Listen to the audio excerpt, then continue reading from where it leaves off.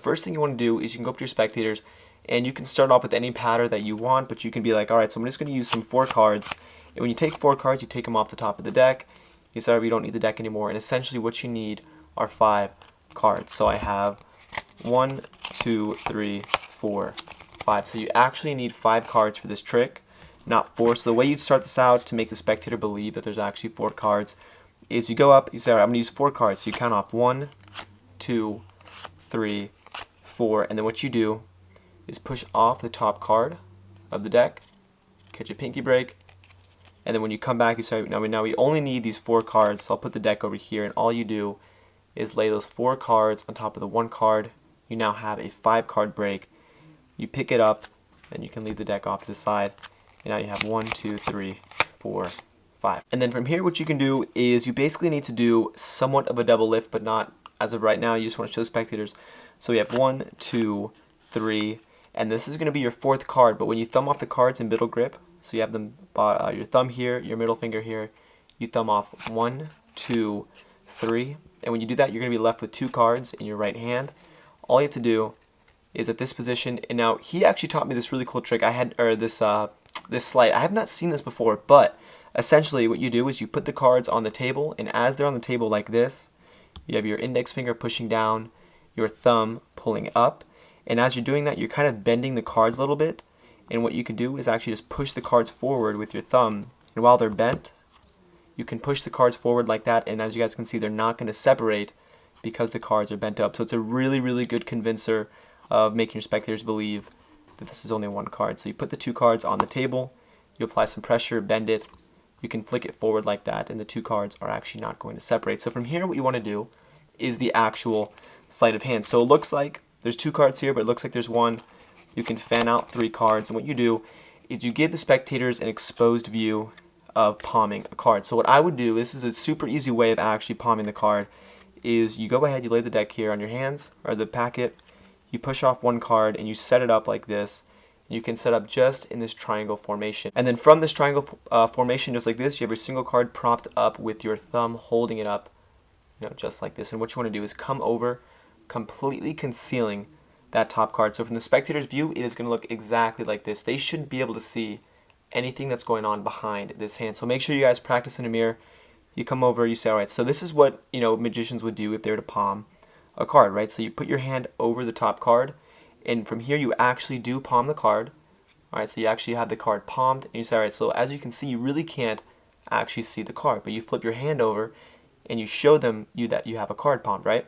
And then you can put the card back, and you just kind of mix up the cards a little bit more, and then you do the same exact thing, but watch. And you tell the spectators, but we can actually get the card to do something a little bit different. So from here, now the spectators at this point, they're going to think you're actually palming the card. So you say, all right, so watch what happens if I palm this card.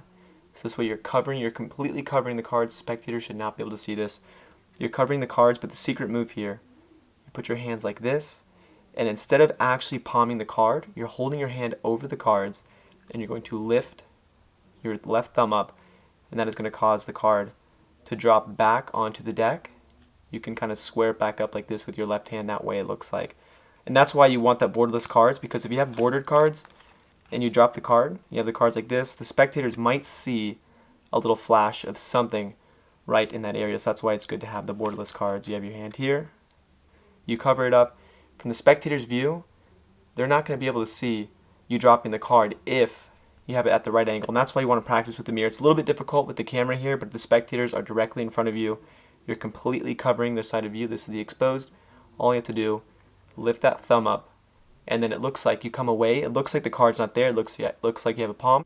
And then you can do whatever magical gesture you want. So you can close your hand like this, show it to the spectators, say, all right, so look, I really have the card palmed like this, and then you open up your hands. You can even flash your fingers a little bit, showing them that you don't have anything there. And then what you want to do is put your hand back on top of the cards, and you want to make sure your fingers are closed here, and you say, look, if I just rub the cards like this, one more card is going to appear just like that. So it looks like you had the card invisibly palmed, but in reality you just had this little double lift. And then at this moment you can pry back these 2 cards. Okay, so these are actually 2 cards. You can pull these back, show spectators. All right, so I'm going to use these 2 cards now, and all you do is, since you have 3 cards still left in your hand, you're going to do that same exact middle grip effect where you take the top card off, and then you can place the top card. Now this is going to be a packet right here. So this packet of 2 cards, You place that directly on top. It looks like you have 2 cards. You do the same exact thing where you bend the cards like this. You just kind of push it forward, and it really looks like there's only 2 cards. I promise you guys, try this out for yourself. It's really cool. It really looks like there's only two cards there. So in reality, you have 3. You pick up the 2 cards from the bottom, and you do the same exact thing. So you can say, all right, look, so watch. I'll do it one more time. You pick up the card, same exact thing. Now this time it's going to be a little more tricky because you need to make sure that you don't flash anything because you only have 2 cards here, but you need to make it look like there's only 1 card left, right? So you pop this card up like this. You cover it up to the spectators, you're covering it up. And now if your hand is exactly like this, they should not be able to see any movement just like that, guys. And as you pull away, it looks like you have the card palmed, but in reality you actually have 2 cards in your hand. And like I said, guys, the borderless edges is going to make it a lot better. So you do that exact same thing. You make sure you have your angles right.